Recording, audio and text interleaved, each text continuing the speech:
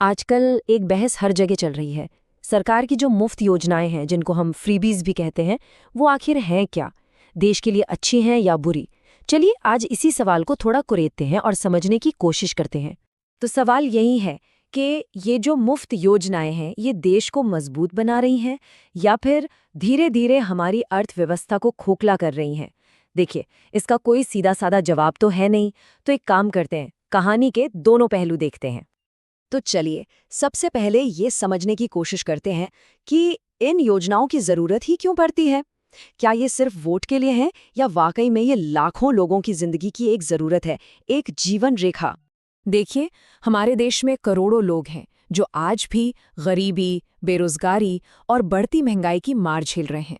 जरा सोचिए, ऐसे में जब किसी को मुफ्त राशन मिलता है या थोड़ी सी आर्थिक मदद मिल जाती है, तो ये उनके लिए कोई ऐशो आराम की चीज नहीं है। नहीं, ये जीने का एक सहारा है, एक ऐसी जीवन रेखा है जो उन्हें मुश्किल हालात में डूबने से बचाती है। और इसका फायदा सिर्फ उस एक परिवार को नहीं होता, बात उससे कहीं आगे जाती है। सोचिए, जब किसी जरूरतमंद के हाथ में पैसा आता है तो वो क्या करता है? बाजार जाकर कुछ खरीदता है ना? इससे क्या होता है? पैसा घूमता है, इकोनॉमी में एक सर्कुलेशन बना रहता है और मार्केट भी चलता रहता है। और हाँ, एक और बहुत जरूरी बात, कई योजनाएं तो सीधे महिलाओं को आर्थिक मदद देती हैं, जिससे वो और मजबूत बनती हैं। अच्छा, ये तो हो गई अच्छी अच्छी बातें, लेकिन कहते हैं ना, हर सिक्के का दूसरा पहलू भी होता है। तो अब सवाल ये है कि इन मुफ्त चीजों की असली कीमत कौन चुकाता है, और क्या है वो कीमत? चलिए अब कहानी का दूसरा रुख देखते हैं। बात बिल्कुल सीधी है, दुनिया में कुछ भी मुफ्त नहीं होता। हर मुफ्त सुविधा की एक कीमत होती है।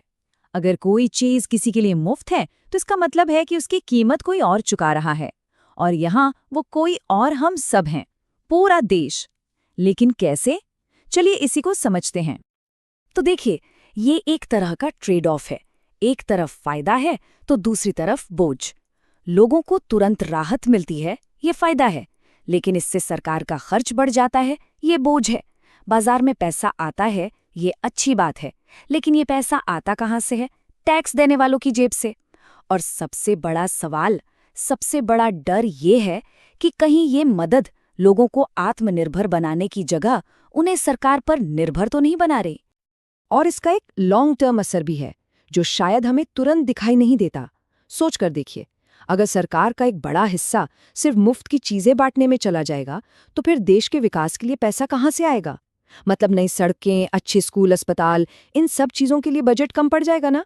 और अगर ऐसा हुआ तो लंबे समय में देश की ग्रोथ की स्पीड ही धीमी पड़ सकती है। तो अब तक हमने क्या देखा? एक तरफ है मजबूरी, जरूरत, और दूसरी तरफ है अर्थव्यवस्था पर बोझ और जोखिम। तो फिर सही रास्ता क्या है? शायद जवाब ये या वो में नहीं है। जवाब इन दोनों के बीच एक सही बैलेंस, एक संतुलन बनाने में है। और सच कहूं तो यही इस पूरी बहस की जड़ है। सच ये है कि ये मुफ्त योजनाएं जरूरी भी हैं और खतरनाक भी। हम इन्हें एक झटके में बंद नहीं कर सकते, क्योंकि इससे करोड़ों लोग मुश्किल में आ जाएंगे। और हम इन्हें आंख बंद करके बढ़ाते भी नहीं जा सकते, क्योंकि ये इकोनॉमी के लिए ठीक नहीं है।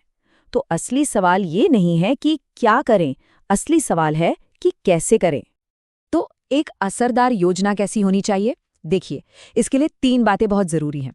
पहली, मदद सिर्फ उसी इंसान तक पहुंचे जिसे इसकी सच में जरूरत है, मतलब सही लोगों की पहचान हो।